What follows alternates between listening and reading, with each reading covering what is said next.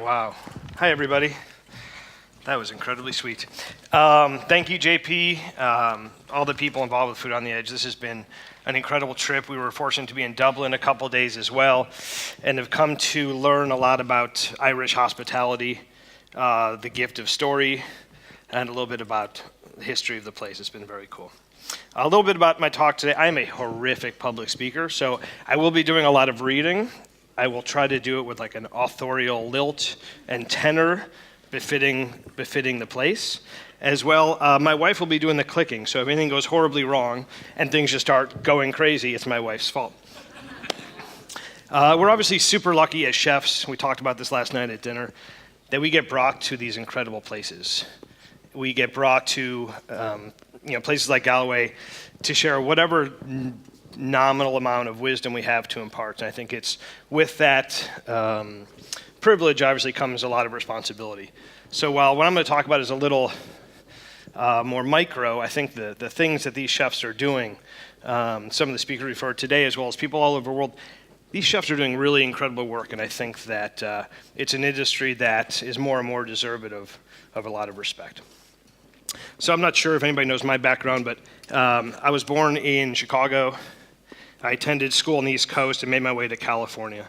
And despite, or with the exception of a few lengthy sojourns in France, I've been in California since about 2000.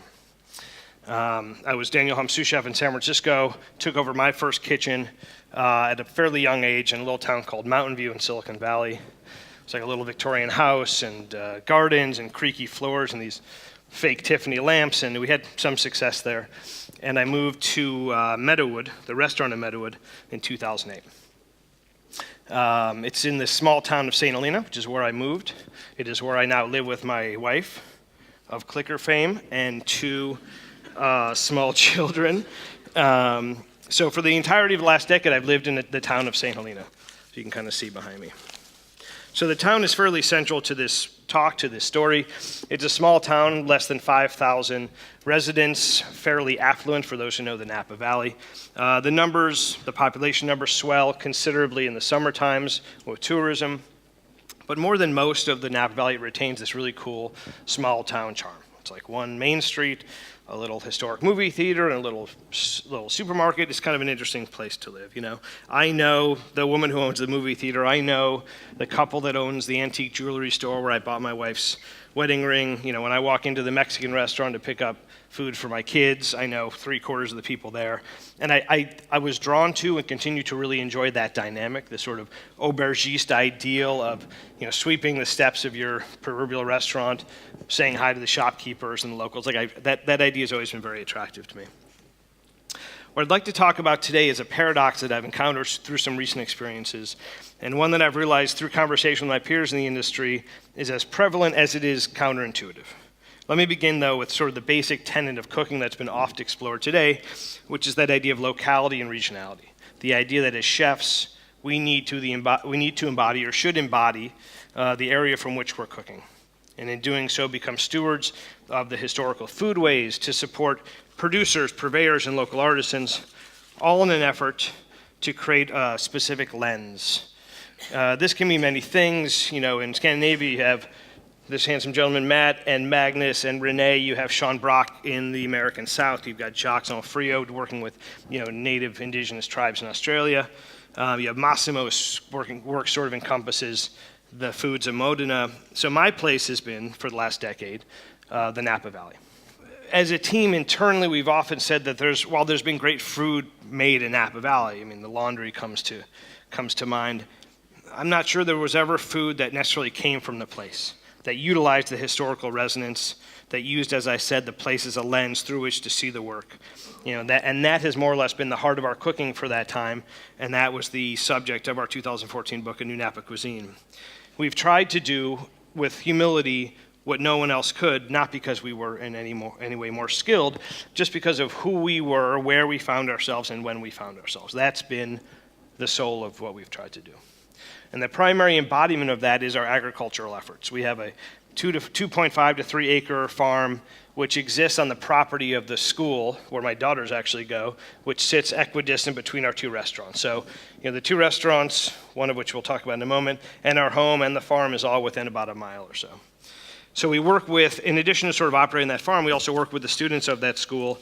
We do community lunches up at the restaurant to fundraise for the school. It's been a very, in my mind, a really gratifying experience for myself and for the team. We've tirelessly supported local purveyors, be it of olive oil, of honey. We've been very good, I believe, charitable partners. Most evident in our 12 Days of Christmas event that we do that's raised somewhere between $500,000 and $750,000 over the past decade.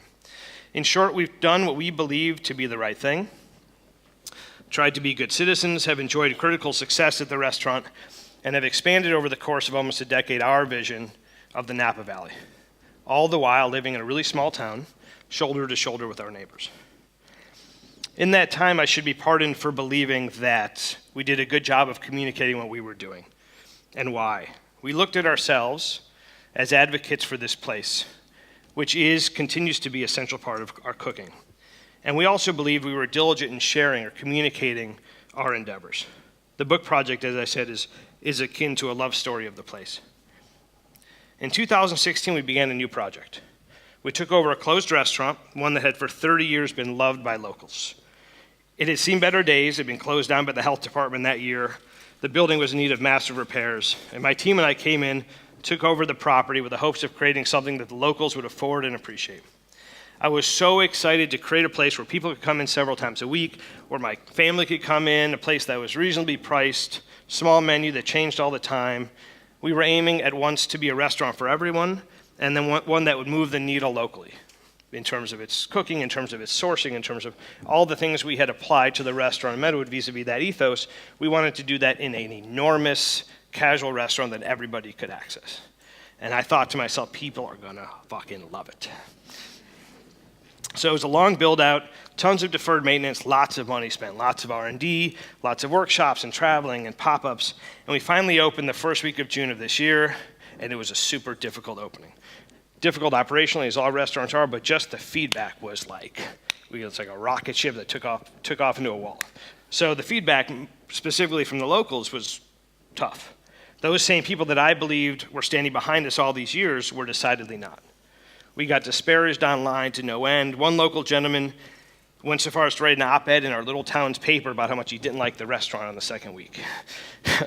The general sense from the town was that outsiders had come in and closed, not true, their beloved Italian restaurant. Locals would walk in, notice we had changed the location of the bar, and walk out in a huff, never to return. And while I understand that there's an aspect that all change, especially in small towns, is met with resistance for a time, the one reality I couldn't quite get my head around was this: the idea that there was no reputational transference from our work at the restaurant in Meadowood to this new casual venture. There was no, let's see what these people are doing because they've proved what they're capable of, or no, let's support a couple young guys who are trying to make good. None of that. So through Michelin stars and accolades and books and speaking engagements and commencement addresses and through all those things, through the years of crediting the place first and foremost and the charity work and sort of basic good citizenship, what I learned, shockingly for me, was that I really hadn't built up any reputational equity among the locals. And that was, for me, a bit of a gut punch, to be honest. Not just because we had spent, much blood and fortune on this new restaurant, but because I'd been laboring for many years under the belief that these people were both my advocates and my audience, and that they saw me as a champion of the town and the region, which brought the question up, who had we been speaking to all these years? And I realized that, in fact, we were speaking to groups such as this, to a world of, Instagram and Michelin stars and 50 best, people that keep up with the goings-on of the food world who buy $60 cookbooks. And the reality is that's not your average shopkeeper down the street. And yes, my first reaction was to be super dismissive, and saying if the quality of our work is not self-evident, if our work within the community isn't meaningful enough, then fuck them.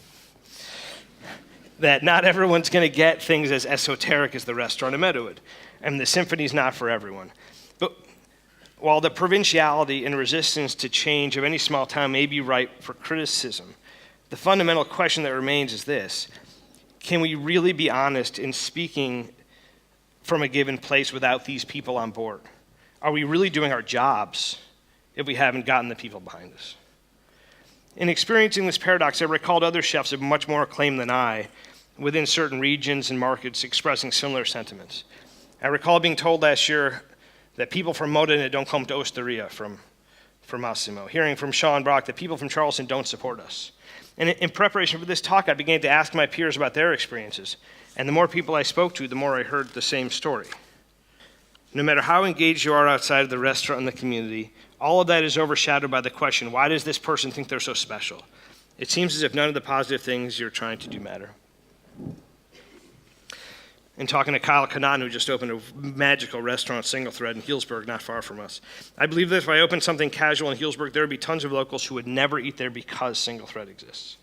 And in talking to Sean, if you go to Husk Charleston, maybe 5% of the guests are local. And that's ironic because it's a cuisine to celebrate that town, that cuisine, and there's so much work that goes into it, it's certainly frustrating. A friend of mine shared this Bible quote with me the other day, and listen, chefs are not prophets of any kind, despite some of them claiming to be. But I thought that this quote was unique in the idea that it's often those closest to us who are least likely to accept what we're saying. There's like this inherent distrust of those amongst us and a greater willingness to listen to those outside of our respective homes. It's like the Woody Allen quote, like, I don't want to be part of any club that'll have me as a member. There's like this automatic distrust of things that are somehow close to us. And I can't speak for anyone else's motivations or emotions beyond what they've expressed here, other than to say that chef after chef to whom I've discussed this has expressed, above all else, dismay and frustration about this idea. But what I can say is that I want to do better. I think it's inherent in the character of a chef, the desire to please people. And as much as we may want to brush off criticism, we all know we can't consider ourselves successful, consider ourselves part of something larger than ourselves if we don't exhaust ourselves getting the people around us, if not on board, then at least sufficiently aware of the tenor and nature of our work. So that's the question. How important can our work be without these people? How honest is our work? How actually grounded in the place is the work? And how do we measure success? I think it's important to determine what the barriers are. Why is there this disconnect between our stated intentions oftentimes and the perception that abounds? How do we bridge this divide in what we think we're doing and what is actually happening? The most obvious in our case is price point. These are expensive restaurants. The restaurant in Meadowood more than almost any.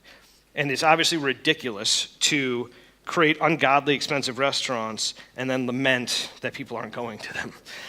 I get it. The goal of me is not getting every local person into the restaurant in Meadowood. It is beyond the means of many and not to everyone's taste. I'm not advocating nor for changing what we do vis-a-vis our product. Trying to please everyone is to guarantee pleasing no one. What's important to me is making sure we get better at explaining what is happening on the hill behind the doors of the restaurant, the earnestness and diligence of our staff, the care of the guest, the concern for the product, and the value above all else that we place on things local. Normal people don't live in this bubble, where our book launches and Instagram posts and guest chef dinners are that important. People's own lives take precedent over this stuff as well they should. People have their own industries to attend to, their own day-to-day, families, kids. We are part of a bit of an echo chamber. And the food world knows we're here in this room. But does that shopkeeper in St. Helena? Do they care? More importantly, should they? Have we given them reason to? Again, barriers to this, price point, limited reservations, the idea that this isn't for us. Something I heard chefs express over and over again was the perception amongst their local communities that their restaurants were meant for outsiders and therefore was somehow not meant for them. The idea that it's inaccessible. So what is our reaction to these things? I've learned from my experience opening this new project that despite my best intentions, I have failed over the years to properly communicate the ends of the restaurant in Meadowood. And to a great degree, created a local audience that lay somewhere between ambivalent and hostile. An audience, in short, that I believe would be rooting for me when something bordering on the opposite was true. So as I said, my first reaction was, fuck them. If our deeds and accolades weren't enough over a 10-year period of time, then nothing else would. And I must admit, when I would shop in this little market where I knew all these people, I would get mad and harbor evil thoughts and want to knock the groceries out of their hands. I still have that inclination. But short of knocking their groceries out of their hands, like what can one do? How can we determine success? What can we do better? So, I mean, I outlined some of these things, and my thinking is still so much in flux on this because this is all very fresh. But these are some of the ideas that I came up with. Some are specific to where we are, some perhaps are a little more widely applicable. Showing the connection to what we're doing to the local people, working in a more public-facing manner with the different parties, historical groups, gardens, schools, do more actively and visibly. It isn't enough to do these things for our team, which we do a lot of at the restaurant in Meadowood. It's about doing it in a little more public-facing manner and trying to incorporate the community a bit more. Understand that this is not an audience that will necessarily increase covers. This isn't about bringing more people to your table in any substantive way, nor increasing global reach. It's not about helping the tree grow per se, but help strengthen its roots, provide maybe a more fundamental base for it. Throw the doors open, metaphorically and physically, allow people in. Do open houses, things where people can see what lies behind the doors of the restaurant. It's much harder to oppose something that we're actually familiar with. And create more accessible points of entry. Like at the restaurant in Meadowood, we have historically done a very, very affordable like snack program where it's not prohibitively expensive. And again, if it makes sense for that restaurant, then I certainly suggest doing it. This is something we've never done, but I think makes sense. Is doing those little rinky-dinky events that, at the restaurant Meadow we would never do because we feel like it's below us in some fashion. Why not pour wine and do a bite at a tiny local event once in a while? We so often think we're cheapening our brand by doing things like that. The reality is no one cares about our brand. The guy, the shopkeeper on the corner does not care about the brand of the restaurant. What they want is some greater understanding of what's happening there. Listen, listen, listen. This is what I'm not super good at. Understanding what is the tenor of the community and what we can do to make sure that what we think we're saying is actually what is being heard. This, for me, was the biggest shock. And I'd be at the little bakery in town with my hat down, listening to people just speak ill of me in the restaurant. It's intense.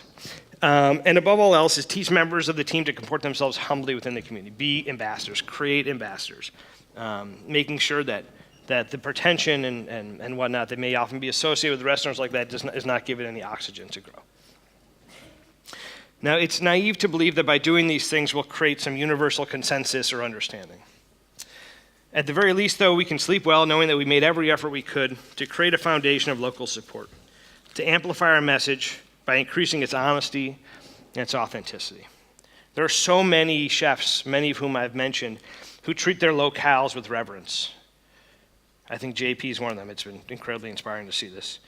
And they do these things in service to the place in which they find themselves. We just need to do a better job of letting that place know. The new restaurant is doing very well now. We've begun to bridge the divide between us and the immediate audience. We're doing tons of community events and engagement outreach. These are my daughters, by the way, at our farm.